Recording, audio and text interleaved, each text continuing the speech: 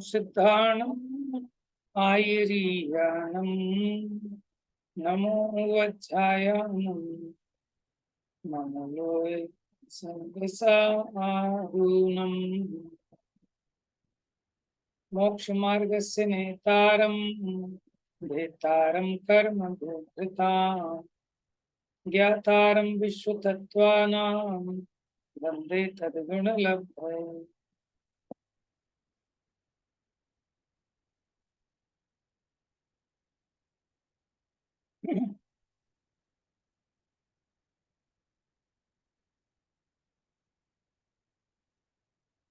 देखिए, तत्वार सूत्र ग्रंथादिराज अपना तीसरा अध्याय प्रारंभ हुआ, जिसमें हमने पहला सूत्र देखा, रत्न शर्करा बालुका पंख धूम तमो महातमः प्रभा भूमयो घनांबर वाताकाश प्रतिष्ठा सप्ताधोधः, यानी ये 7 नरक पृथ्वियां अधो अधो नीचे नीचे। फिर दूसरा सूत्र देखा, तासु 30 पंचविंशति पंचदश दश त्रिपंचोनैक नरक्षत सहस्राणी पंचचैव यथाक्रम। क्रम से उनमें 30 माने 30, पंचविंशति माने 25, पंचदश माने 15, 10 माने 10, त्रि 3, पंचोनैक एक में 5 कम, ऐसे नरक शत सहस्राणी, शत सहस्राणी माने 100,000 यानी 1 लाख, यानी 63, 30 लाख, 25 लाख, 15 लाख, 10 लाख, 3 लाख, 5 कम 1 लाख, 99,000 कितने बताए थे? 5 कम करने 99,995 99,995। और फिर नरक्षत सहस्राणी पंचचैव, जो 5 कम किए थे ना, अंतिम 7वें नरक पृथ्वी में 5 नरक। चलो प्रीति पढ़ो यहाँ से, ये उनमें एक एक नरक में जो उपविभाग हैं उनकी संख्या है। एक यूनिवर्सिटी में जैसे अलग अलग डिपार्टमेंट होते हैं, ऐसे ही नरकों में भी एक एक नरक में अनेक अनेक विभाग होते हैं। यहाँ उन विभागों की संख्या का जिक्र है। प्रथम नरक से 7वें नरक तक में विभागों की संख्या क्रमशः 30 लाख, 25 लाख, 15 लाख, 10 लाख, 3 लाख, 5 कम 1 लाख और केवल 5 है। अगला सूत्र नारका, हाँ पढ़िए। नारका नित्य शुभतरलेश्य परिणाम देह वेदना विक्रिया। ये नारकी कैसे होते हैं? जैसे जो अमेरिका नहीं गए हैं उनको जिज्ञासा होती है कि अमेरिका के लोग कैसे होते हैं, ऐसे ही यहाँ नरक की बात है कि नरक के लोग कैसे होते हैं। नित्य 24 घंटे अशुभ लेश्या, अशुभ परिणाम, अशुभ देह वेदना और अशुभ ही विक्रिया। यदि उनके 24 घंटे चलते रहते हैं, हमेशा विकराल रूप है, विकराल भाव है, भावों से ही चेहरा बनता है। आपके भाव अच्छे हों तो चेहरा बोलता है, और आपके भाव बुरे हों तो वह भी चेहरा बोलता है। चेहरे पर झलकते हैं भाव। कौन कैसे भावों में जीवन यापन करता है, वह उसके चेहरे पर जरूर झलकता है। नारकियों के भाव भी उसके चेहरे पर झलकते हैं। अगला सूत्र, परस्परोदीरित दुखा। वे नारकी जीव क्या करते रहते हैं? उन्हें तो किसी ऑफिस आदि में जाना नहीं है, दुकान चलाना नहीं है, रोटी बनाना नहीं है, मकान बनाना नहीं, अथवा कोई ट्रस्ट तो चलाते नहीं, कोई संगठन नहीं, मंदिर नहीं। फिर क्या काम करते रहते हैं वे? नहाना धोना भी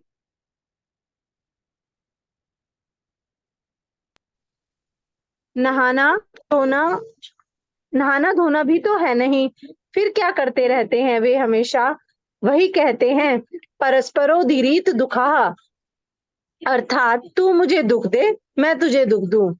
बस यही धंधा है उनका 24 घंटे संक्लिष्ट परिणाम रहते हैं, बहुत विचित्र परिणाम होते हैं। ऐसा वर्णन आता है कि कदाचित माँ और बेटा दोनों ही नरक चले गए हों, तो वहां पर माँ और बेटे को भी परस्पर देखकर प्रेम नहीं उमड़ता। जरा सोचो कि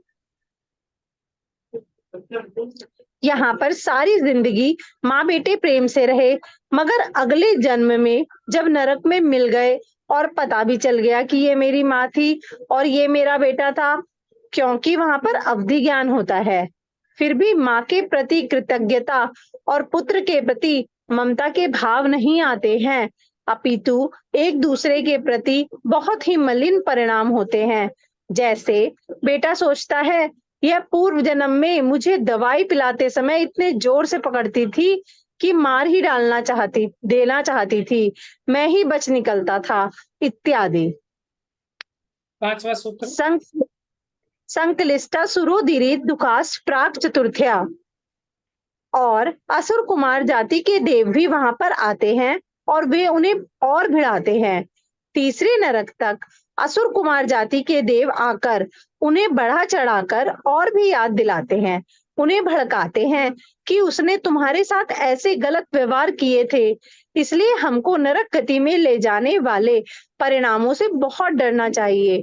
पद्म पुराण में एक बहुत अच्छा प्रसंग आता है कि सीता का जीव रावण के जीव को संबोधित करने गया। रावण का जीव इस समय नरक में और सीता का जीव स्वर्ग में है। स्वर्ग में सीता के जीव को याद आया कि अरे वह सम्यक दृष्टि जीव है, चलो उसको संबोधित करके आता हूँ। ऐसा सोचकर वह रावण के जीव को संबोधित करने नरक में पहुंचा। जब नरक में सीता का जीव पहुंचा तो रावण के जीव ने दूर से ही देख लिया और जान लिया कि यह वही जीव है जिसकी वजह से मुझे यहाँ आना पड़ा है।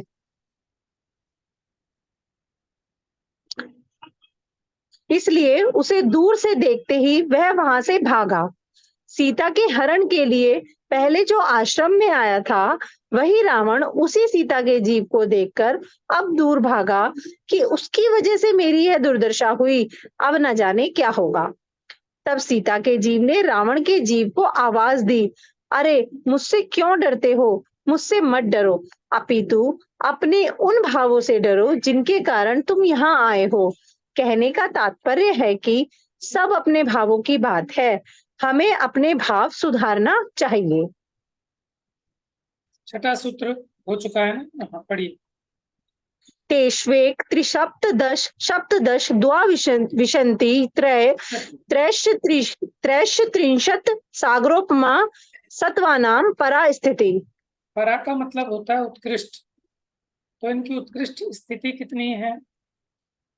तेषु एक, उनमें एक, त्रि माने 3, सप्त माने 7, दश माने 10, सप्तदश माने 17, द्वाविंशति माने 22, त्रयस्त्रिंशत् 33 सागरोपम की उत्कृष्ट स्थिति है किसकी? सत्वाना माने जीवों की, उन नारकी जीवों की। तो 7वें नरक में 33 सागर और पहले नरक में उत्कृष्ट 1 सागर, और पहले नरक में ये जो 1 सागर बताई ना, ये पहली नरक पृथ्वी के अंतिम पटल में होगी। 13 पटल हैं पहली नरक पृथ्वी में। हाँ जी। अच्छा, जो पहले वाले नरक की उत्कृष्ट आयु होगी, दूसरे नरक की उसमें एक समय कम, एक समय प्लस कर दो, वो दूसरे नरक की मिनिमम जघन्य आयु हो जाएगी। पर यहाँ पहले नरक की जघन्य आयु होती है 10,000 वर्ष। कितनी? 10,000 वर्ष, और वो पहले पटल में ही हो सकती है।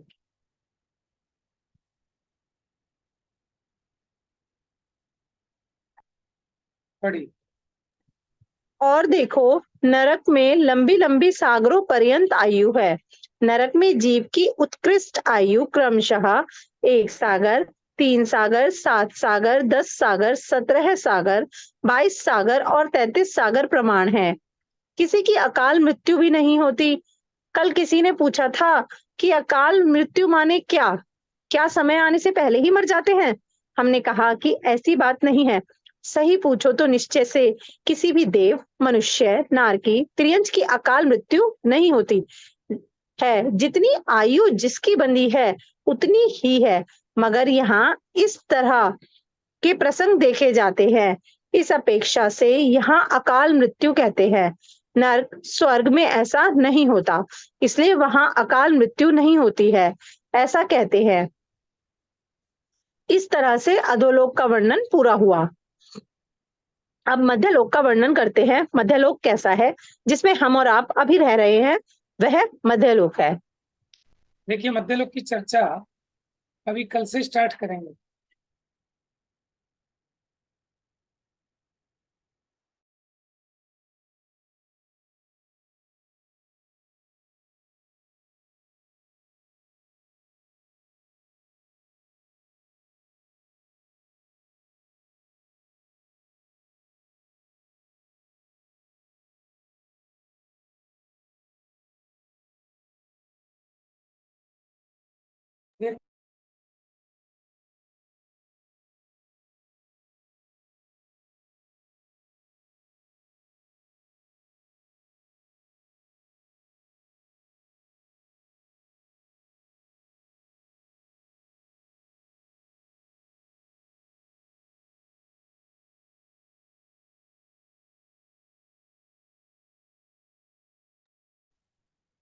देखिए, मध्यलोक की चर्चा तो हम कल प्रारंभ करेंगे, पहले नरक की चर्चा कंप्लीट करते हैं।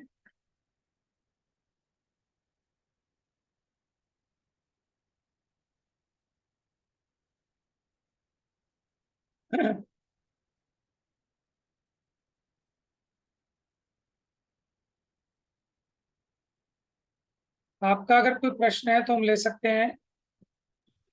भैया हमें ना उसके लिए पूछना था, योजन और कोस के से रिलेटेड एक क्वेश्चन था। पूछिए। भैया 1 योजन 4 कोस और 2000 कोस के बराबर होता है ना? 1 योजन 4 कोस के बराबर होता है, ये तो सामान्य है। व्यवहार माप से। हाँ, हाँ तो प्रमाण योजन होता है वो व्यवहार से 500 गुना बड़ा होता है। तो 4 कोस ठीक है। अब गुना किया हाँ, हाँ 2000। जी। ठीक है। अब इसे हम अगर किलोमीटर में चेंज करेंगे तो कितना कितना आएगा? देखो, 1 कोस में होता है लगभग 2 मील। 1 कोस में होता है 2 मील, और दो ठीक मील है। लगभग 3 किलोमीटर, मोटा मोटा। तो 1 कोस में हो गए 3 किलोमीटर, ठीक है। तो 4 कोस के हो गए लगभग 12 किलोमीटर। तो 1 योजन हो गया 12 किलोमीटर का, छोटे वाला। और बड़े वाला देखते हैं, अगर प्रमाण योजन, तो उसको 3 से गुना करना पड़ेगा 2000 कोस को, तो 6000 किलोमीटर आ गए लगभग। ठीक है, मोटा मोटा। ठीक है भैया।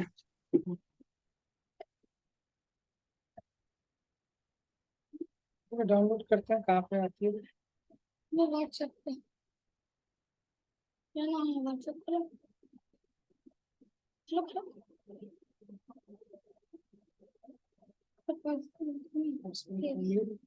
तेरा खोला डाउनलोड कहाँ जा रहा है?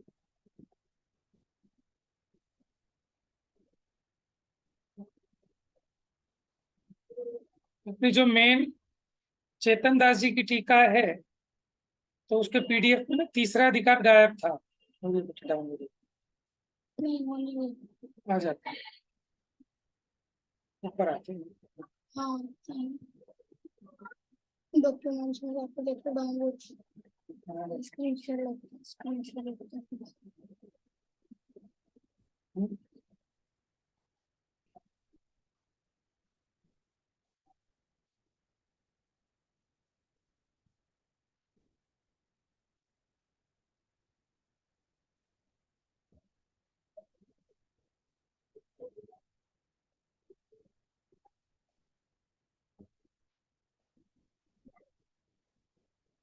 डॉक्यूमेंट्स में होता है।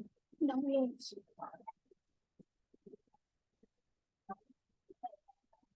पहले उसमें चले जाओ, फिर पीसी। एक घंटे मिलेगा बेटा फीस।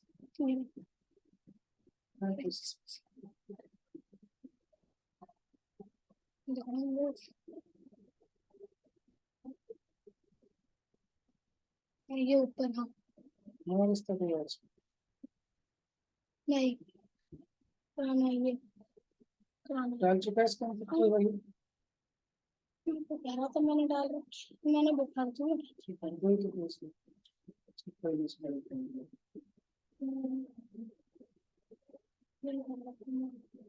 कैसे शुरू की? क्या करें?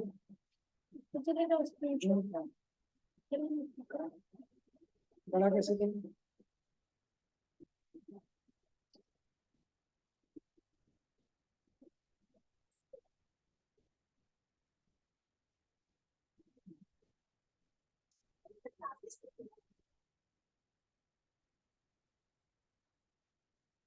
हाँ जी, देखिए, ये चर्चा कुछ हमारी प्रारंभ हुई थी, कौन सा जीव कौन कौन से नरक में जाता है, ये चर्चा हो गई थी ना हमारी। और लगातार अगर जाए तो कितनी कितनी बार जा सकता है।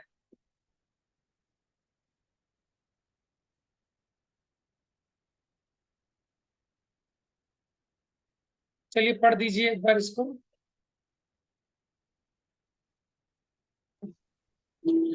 वो अधिक से अधिक कितनी बार किस नरक में जन्म।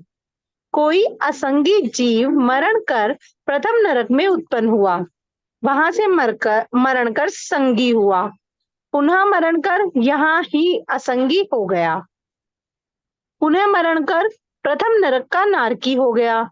इस प्रकार उसके नरक संबंधी दो भव हो गए।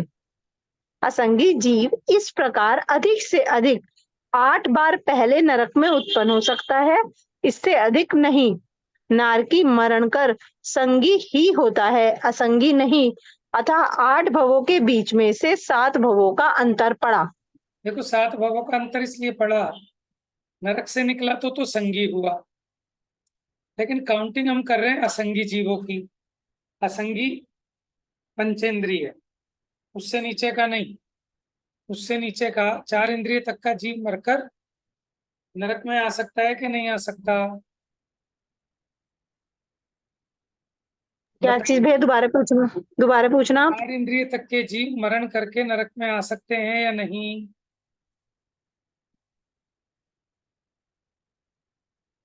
संगी आएंगे, संगी होके ही आएगा ना, असंगी देखो, पता नहीं भैया। इंद्रिय आ सकते हैं, ठीक है, 4 इंद्रिय तक के जीव मरकर नरक में नहीं आते, ठीक है। हाँ, असैनी पंचेंद्रिय आए तो पहले नरक तक, पहले नरक से आगे नहीं। अब हम काउंट कर रहे थे कि असंगी अगर लगातार नरक में जाए, पहले नरक से आगे तो जाता नहीं, तो पहले नरक में 8 बार जा सकता है। लेकिन उसके 7 भवों का अंतर क्यों पड़ेगा कि यहाँ से असंगी मरकर नरक में गया, पहला भव उसका, फिर नरक से निकल के असंगी नहीं होगा सीधा। नरक से निकला हुआ जीव नियम से सैनी होता है, संगी होता है। अब वो संगी हो गया, लेकिन काउंटिंग करनी है असंगी की, तो संगी फिर असंगी बना, फिर नरक में आया, फिर बाहर निकला, संगी हुआ, फिर असंगी बनेगा, फिर नरक में आएगा। तो असंगी को नरक में आने में एक बीच में भव संगी का भी होगा उसका, तो इसलिए 7 भवों का अंतर पड़ा। 8 भवों में 7 भवों का अंतर पड़ा। आगे पढ़िए। सरीसर्प मरण कर दूसरे नरक पर्यंत जाता है, वहां से मरण कर पुनः सरीसर्प हुआ, पुनः मरण कर दूसरे नरक में। इस प्रकार अधिक से अधिक 7 बार दूसरे नरक में उत्पन्न हो सकता है, इससे अधिक बार नहीं। असंगी जीव मात्र पहले नरक पर्यंत ही जाते हैं, इससे आगे नहीं। इससे आगे जाने वाले संगी ही होते हैं, यहाँ बीच में अंतर नहीं है। देखो, दूसरे नरक में जो सरीसृप है वो पहले में भी जा सकते हैं, दूसरे में, लेकिन उससे आगे नहीं जाएंगे। सरीसृप किसको सरीसर्प, बोलते हैं? हाँ वही वही पूछ रहे थे भैया। कि क्या होते हैं कि जो पेट के बल रेंग के चलते हैं ना, जैसे छिपकली वगैरह, ये सरीसृप कहलाते हैं, ठीक है ना। ये जैसे मान लो, देखो होंगे तो पंचेंद्रिय नियम से, सैनी पंचेंद्रिय। आप कहोगे पेट के बल तो बिच्छू भी चलता है, लेकिन बिच्छू तो 3 इंद्रिय है, वो मरकर नरक में आ ही नहीं सकता, ठीक है। जैसे छिपकली है ना। ये छिपकली आदि की जाति के जो जीव हैं वो सरीसृप कहलाते हैं, तो इंग्लिश में शायद रेप्टाइल्स बोलते हैं। ठीक है, तो ये दूसरे नरक से आगे नहीं जाता। देखो पहले नरक में लगातार आता तो 8 बार, दूसरे में 7, 6, 5, 4, 3 ऐसे घटते जाएंगे। आगे पढ़िए।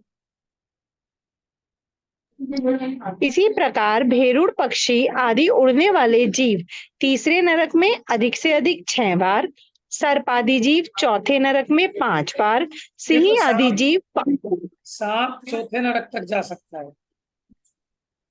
ठीक है, और ये पक्षी है भेरुंड, ये बहुत बड़ा पक्षी होता है, समझ लो। जो कहानियों में भी आता है कि जीवंदर कुमार को लेकर उड़ गया था, एक बकरे की खाल में बैठ गए थे छुपके, और शायद भेरुंड पक्षी था ना, वो आया और उसको वो खाल समझ के लेके उड़ के चला गया। तो बहुत बड़ा कोई विशाल पक्षी होता होगा। ठीक है ना, वो अधिक से अधिक तीसरे नरक, उससे आगे नहीं। सांप चौथे नरक से आगे नहीं, पांचवें नरक से आगे नहीं, स्त्री छठे नरक से आगे नहीं, यानी उससे पहले तो जा सकती है, छठे से आगे नहीं जाएगी। मनुष्य, पुरुष और महामत्स्य ये 7वें नरक तक जा सकते हैं। चलिए पढ़िए आगे। परंतु इनमें इसमें बीच का एक अंतर ग्रहण करना, क्योंकि 7वें नरक से मरण कर जीव नियम से गर्भज तिर्यंच ही होता है, मनुष्य या समूर्छन तिर्यंच नहीं। बाद में मरण कर 7वें नरक में अधिक से अधिक 2 बार उत्पन्न हो सकते हैं, लेकिन वहां पुरुष और मत्स्य जा सकता है। अब इसमें बीच का एक अंतर ग्रहण करना, क्योंकि 7वें नरक से मरकर जो यहाँ आएगा ना, तो नियम से गर्भज स्त्रियंच बनेगा, क्रूर पशु बनेगा। ठीक है, जो ये महामत्स्य है, ये स्वयंभू रमण समुद्र वाला महामत्स्य है, समूर्छन जन्म वाला है। नरक से निकला हुआ जीव समूर्छन जन्म वाला नहीं बनता। ठीक है, गर्भज बनता है नियम से। तो यहां से निकला गर्भज स्त्रियंच बना। अब उसको या तो मनुष्य पर्याय में आए फिर नरक में आए, या फिर महामत्स्य की पर्याय में आए और फिर नरक में आए। तो बीच में एक भाव चेंज होगा उसका, डायरेक्ट नहीं आएगा सीधा कि 7वें नरक से निकला और फिर 7वें नरक में आ जाए, ऐसा।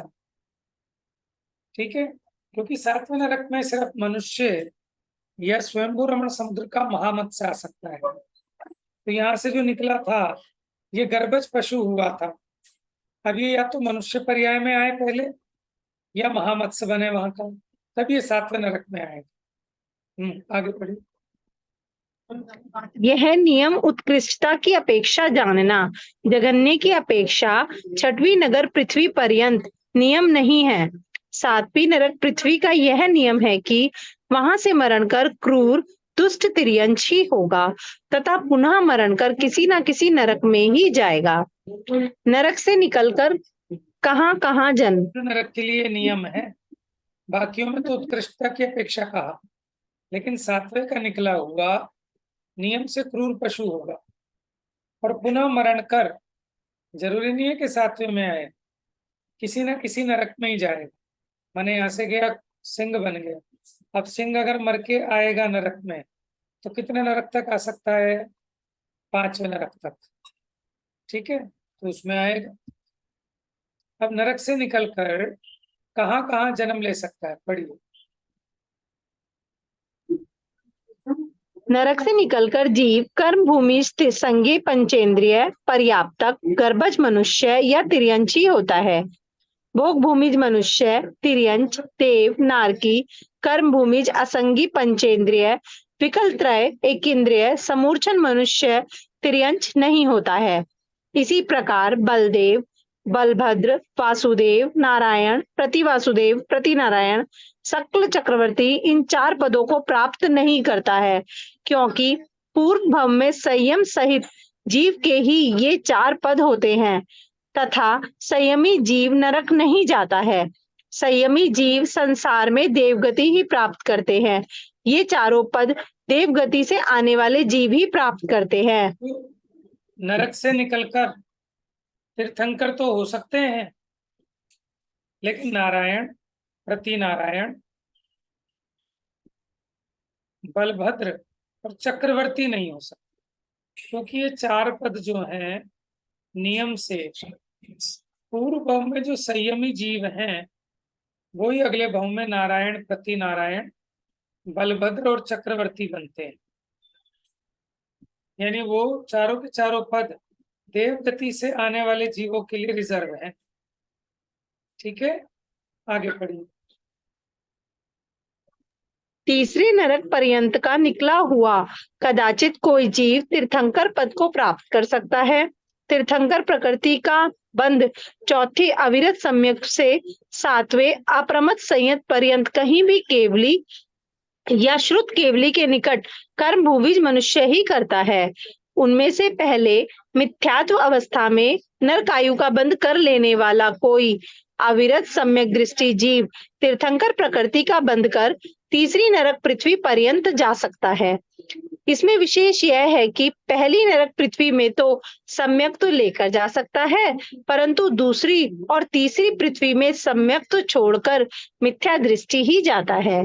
पर्याप्तक होने के बाद वहां सम्यक तो प्राप्त कर लेता है। वहां से निकला हुआ जीव 5 कल्याणक वाला ही तीर्थंकर होता है, 2 या 3 कल्याणक वाला तीर्थंकर नहीं होता है। हाँ जी, समझिए, थोड़ा सा समझिए इस पैराग्राफ को। देखो, तीसरे नरक तक के, यानी पहला, दूसरा, तीसरा, पहले 3 नरकों से निकलकर कोई जीव तीर्थंकर हो सकता है। देखो उसका क्या कारण बता रहे हैं। पिछले भाव में, पूर्व भाव में किसी जीव ने मिथ्या दृष्टि अवस्था में नरकायु का बंध बांधा, क्योंकि सम्यक दर्शन होने के बाद तो नरकायु बनती नहीं। बेटा गेट बंद करो। जब वो मिथ्या दृष्टि थे तब उन्होंने नरकायु बांध ली, बाद में सम्यक दर्शन प्राप्त किया। ठीक है, अब अगर पहले नरक तक आए तब तो सम्यक दर्शन को लेकर आ सकते हैं, लेकिन अगर पहले नरक से नीचे आए दूसरे और तीसरे में तो सम्यक दर्शन छोड़कर आएंगे और फिर यहाँ आकर दोबारा से सम्यक दर्शन प्राप्त करेंगे। एक नियम और समझना कि पहले नरक में जो सम्यक दर्शन लेकर आएगा वो क्षयिक सम्यक दर्शन ही लेके आ सकता है, क्षयोपशम या उपशम सम्यक दर्शन वाला नहीं। ठीक है, और फिर इन्होंने सम्यक दर्शन होने के बाद, क्योंकि तीर्थंकर प्रकृति का बंध चौथे से सातवें के बीच में प्रारंभ हो जाता है। कर्म भूमि के मनुष्य कोई प्रारंभ होता है, श्रुत केवली या तीर्थंकर के पाद मूल में स्टार्ट होता है। पूर्व में ये सम्यक दृष्टि हुए नरकायु का बंध बांधने के बाद, जैसे राजा श्रेणिक। ठीक है, बाद में सम्यक दृष्टि हुए और फिर उन्होंने तीर्थंकर प्रकृति का बंध बांधना प्रारंभ किया। वहां से या तो सम्यक को छोड़कर पहले दूसरे तीसरे नरक में आ सकते हैं। क्षयिक सम्यक दर्शन हो तो पहले नरक से नीचे नहीं आएंगे। अब यहाँ आ गए, जिस भी नरक में आए, और अब यहाँ आयु पूरी करके यहाँ से निकलकर तीर्थंकर होंगे। राजा श्रेणिक, कोई मुझे बताएगा राजा श्रेणिक कौन से नरक में है अभी? तो ये पहले ही नरक में है। कैसे पता चला आपको? पहले उन्होंने 7वें नरक की आयु का बंध किया था, फिर उनकी पहले नरक की आयु हो गई। कितनी आयु हो गई भैया ध्यान नहीं है, पढ़ी तो थी। 84,000, 84,000 वर्ष। तो पहले पटल में तो नहीं है ना वो, क्योंकि पहले पटल की उत्कृष्ट आयु 10,000 वर्ष। इसमें गिनाई थी ना पटलों में आयु, तो वहां से देखेंगे तो पता चलेगा कि 84,000 किस में हो सकती है। और देखो 84,000 भी इसलिए हुई, 21 चौक 84 होते हैं। जब वो गए यहाँ से तो वो चौथे काल का अंत था। ठीक है ना। महावीर स्वामी जब हुए चौथे काल के अंत में हुए, जब चौथा काल समाप्त होने में 3 वर्ष 8 माह 15 दिन शेष थे।